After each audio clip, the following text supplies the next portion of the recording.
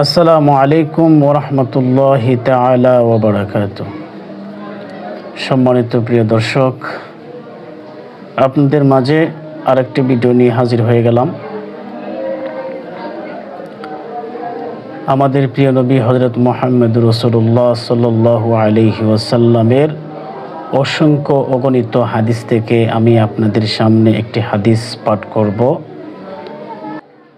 عن أنس بن مالك رضي الله تعالى عنه عن النبي صلى الله عليه وسلم قال أول ما يحاسب به العبد الصلاة فإن صلحت صلح سائر أعماله وإن فسدت فسد سائر أعماله।